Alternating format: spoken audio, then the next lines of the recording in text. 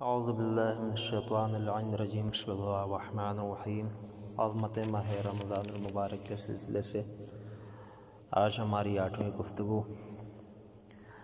آج عرض کرنا ہے کہ رمضان کسے کہتے ہیں، اس کا معنی کیا ہے، اور ماہ رمضان کا استقبال کس طریقے سے کرنا چاہیے، اور ماہ مبارک رمضان کا اصل نام رکھنے کی وجہ کیا ہے۔ تو انشاءاللہ تعالی آج ماہ مبارک رمضان کی فضیلت اور عظمت کچھ اور بھی پیش کی جائے گی۔ آئیے دیکھتے ہیں رمضان کیا ہے۔ رمضان اسم اعظم الہی ہے۔ حضرت امام محمد باقر علیہ السلام فرماتے ہیں کہ ان رمضان اسم من اسماء اللہ عز وجل، بے شک رمضان اللہ رب العزت کے مقدس ناموں میں سے ایک نام ہے۔ اب اس کے بعد استقبال ماہ رمضان کے لیے حضرت امام جعفر صادق علیہ السلام فرماتے ہیں کہ جب ماہ رمضان آتا تھا تو جناب رسول خدا صلی اللہ علیہ وآلہ وسلم فرماتے تھے کہ اے اللہ، ماہ رمضان آ گیا ہے، اسی مہینے میں قرآن کریم کو نازل کیا گیا ہے، اور اس مہینے کو تو نے ہدایت اور روشنی کا مہینہ قرار دیا ہے۔ اے اللہ، اس ماہ رمضان مبارک میں ہمیں توفیق عطا فرما کہ ہم نماز و روزے کے ساتھ تجھ سے قربت حاصل کر سکیں۔ تو یہ امام جعفر صادق علیہ السلام کی روایت ہے، جس میں دعا کے لیے بتایا گیا کہ پیغمبر دعا کرتے تھے، تو لہذا ہمیں بھی دعا کرنی چاہیے۔ اس کے بعد فضیلت کیا ہے ماہ رمضان کی، تو یہ مہینہ اللہ تعالیٰ کا مہینہ ہے، اور یہ ایک ایسا مہینہ ہے جس میں نیکیاں زیادہ کی جاتی ہیں، برائیوں کو مٹا دیا جاتا ہے۔ اس ماہ میں برکتیں نازل ہوتی ہیں۔ یہ توبہ والا مہینہ ہے، بخشش کا مہینہ ہے، دوزخ سے بچنے کا مہینہ ہے، اور جنت میں آسانی سے داخل ہونے کا مہینہ ہے۔ اور اے لوگوں، آگاہ ہو جاؤ کہ اس مبارک مہینے میں حرام کام نہیں کرنا، اور قرآن بہت زیادہ پڑھنا، اور اللہ تعالیٰ سے دعائیں مانگنا، اور رات دن اللہ تعالیٰ کے ذکر میں مشغول رہو، اور ماہ رمضان المبارک کو دوسرے عام مہینوں کی طرح سے نہ ماننا، کیونکہ اللہ کے نزدیک اس ماہ مبارک کی زبردست فضیلت ہے، اور تمام مہینوں سے افضل اور ماہ رمضان بہتر ہے۔ تو ماہ مبارک رمضان کے لیے آرزوئے بندگان لوگوں کی آرزو کیا ہے؟ رسول خدا صلی اللہ علیہ وسلم فرماتے ہیں کہ اگر لوگ رمضان المبارک کی اصلی حقیقت کو جان لیں تو پورے سال ہی نظم و ضبط اور یاد الہی سے کام لیں۔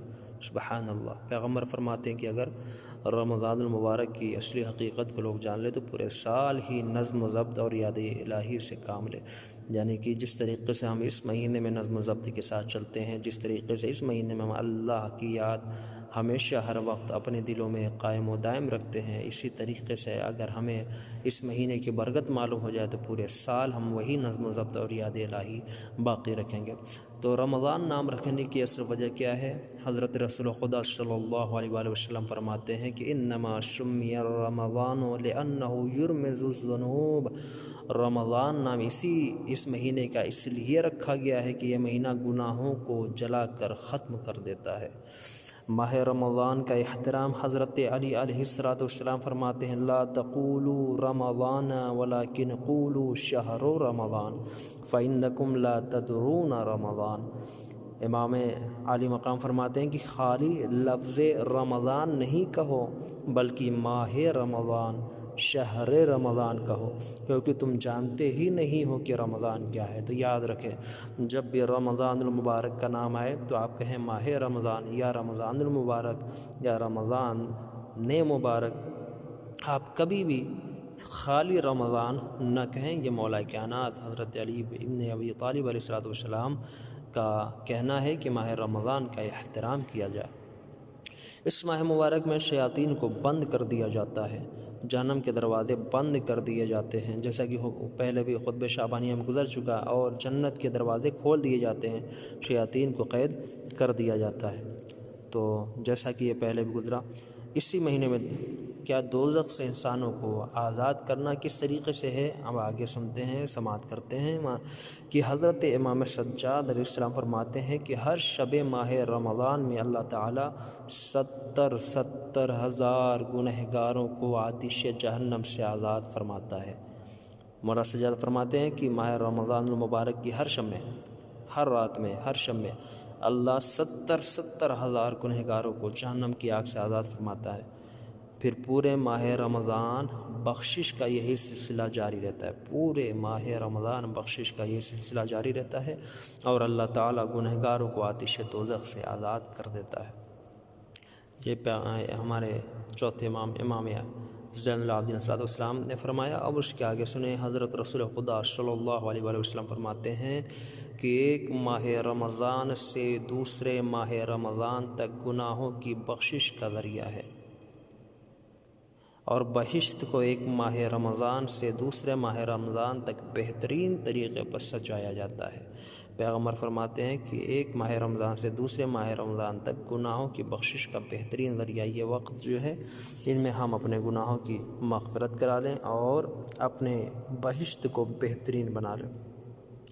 حضرت رسول خدا صلی اللہ علیہ وسلم فرماتے ہیں کہ ماہ رمضان بالخصوص اللہ تعالیٰ کا مہینہ ہے، اور اس مہینے کی برکت سے ہر کام کے ثواب کو بڑھا کر 2 گنا کر دیا جاتا ہے، لہٰذا اس میں جتنا بھی عمل خیر کیا جائے اس کا ثواب 2 گنا ہو جاتا ہے۔ یہ مہینہ پورے سال کے مہینوں سے بہتر اور افضل ہے، اور اپنے ساتھ رحمتیں اور برکتیں لے کر آتا ہے، گناہوں کی بخشش ہوتی ہے، اور یہ مہینہ اللہ تعالیٰ کے نزدیک ہر ایک مہینے سے افضل ہے۔ اس کی راتیں اور دن سب بڑے برکت والے ہوتے ہیں، ہر ایک ساتھ رات اور دن کی مبارک ہوتی ہے، اور انسان کی ہر سانس ایک تسبیح کا ثواب رکھتی ہے۔ سونا بھی عبادت ہے، جاگنا بھی عبادت ہے۔ اس مہینے میں لوگوں کی دعائیں قبول ہوتی ہیں اور نیکیاں زیادہ ہوتی ہیں۔ حضرت رسول خدا صلی اللہ علیہ وسلم فرماتے ہیں، هو الشہر اولہ رحمہ واوسطہ مغفرہ وآخرہ عتق من النار۔ ماہ رمضان کے شروع میں رحمت نازل ہوتی ہیں، دوسرے جو 10 حصے ہیں درمیان کے اس میں بخشش ہیں، اور آخری جو تیسرے حصے ہیں اس میں آتش دوزخ سے نجات ملتی ہے۔ یعنی پیغمبر نے اس کو 3 حصوں میں تقسیم کر دیا، رحمت، مغفرت اور عتق من النار۔ تو پہلے 10 دنوں تک رحمتیں، اور درمیان کے 10 دنوں میں مغفرت، بخشش، اور آخر کے 10 دنوں میں آتش دوزخ سے نجات ملتی ہے۔ روایت میں یہ بات آئی ہے کہ ماہ رمضان ایک ایسا مہینہ ہے کہ جس میں اللہ تعالیٰ اپنے بندوں کی مہمانی کرتا ہے، اچھے اچھے کھانے کھلاتا ہے، اور لوگوں پر لطف خداوندی ہوتا ہے، اور ہر ایک سانس تسبیح کی طرح ثواب رکھتی ہے، اور سونا بھی عبادت اور جاگنا بھی عبادت، بلکہ ہر سانس عبادت۔ اس ماہ میں بندوں کے اعمال قبول کیے جاتے ہیں، دعائیں مستجاب ہوتی ہیں۔ حضرت رسول خدا صلی اللہ علیہ وسلم فرماتے ہیں کہ جب ماہ رمضان آتا ہے تو فوراً ہی روزہ تم پر فرض ہو جاتا ہے، جنت کے دروازے کھول دیے جاتے ہیں، شیطان کو زنجیروں میں باندھ دیا جاتا ہے، اور اس کی ایک رات 1000 شبوں سے بھی بہتر شب قدر ہے۔ کون سی رات؟ شب قدر۔ اور جو شخص بھی اس شب قدر میں محروم رہ گیا تو وہ واقعی بد نصیب و منحوس ہے۔ حضرت رسول خدا صلی اللہ علیہ وسلم نے فرمایا کہ مومن کے 3 کام ہیں، نمبر 1 نماز پڑھنا، نمبر 2 زکوٰۃ دینا، نمبر 3 اور تمام روزے پابندی سے رکھنا۔ مومن کے واجبات۔ بچوں پر روزہ واجب ہے یا نہیں؟ کس طریقے سے؟ حضرت امام جعفر صادق علیہ السلام فرماتے ہیں کہ اپنے بچوں کو روزہ رکھنے کی عادت ڈلواؤ۔ جب بچہ 9 سال کا ہو جائے اور تندرست و توانا ہو تو جتنی بھی بچے کی قوت برداشت ہو سکے اسے آدھے دن کا روزہ ظہر تک کا رکھوانے کی عادت ڈالو، تاکہ مستقبل میں اسے روزہ رکھنے کی عادت ہو جائے، اور جب بھی بچے کو زیادہ پیاس یا بھوک کا غلبہ ہو جائے تو فوراً اس کا آدھے دن کا روزہ کھلوا دو، کھانا کھلا دو۔ اس طرح سے معلوم ہوا کہ امام علیہ السلام نے بہترین طریقے پر بچوں کو روزے کی تعلیم بتلائی ہے، اور صحیح معنوں میں تو بچہ جب 12 سال کا ہو جائے تو ماں باپ اپنے ساتھ اسے ہمت دلا کر روزہ رکھوائیں تاکہ اچھا نتیجہ برآمد ہو سکے۔ ایک شخص نے بیان کیا ہے کہ میں نے حضور پرنور صلی اللہ علیہ وسلم سے سنا کہ جنت کے 8 دروازوں کو ماہ رمضان مبارک میں کھول دیا جاتا ہے، اور منادی ندا دیتا ہے کہ اے نیکیوں کے طلب کرنے والے اپنے رب کی طرف آ جا، اپنی نیکیوں میں اضافہ کر لے، اور اے گنہگاروں اپنے رب کی طرف آ جاؤ تاکہ بدی کو تم سے دور کر دیا جائے۔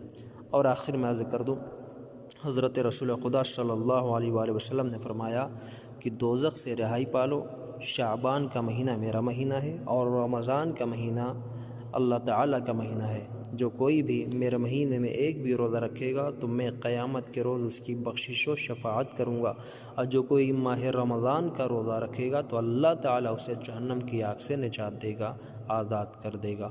تو اس ماہ مبارک اور رمضان میں یقیناً آپ حضرات روزہ رکھ رہے ہیں، رکھتے رہیں، کیونکہ خداوند عالم نے، پیغمبر نے فرمایا کہ جو کوئی بھی اس مہینے میں روزہ رکھے گا خداوند عالم اسے جہنم کی آگ سے نجات عنایت فرمائے گا۔ والسلام علیکم ورحمۃ اللہ وبرکاتہ۔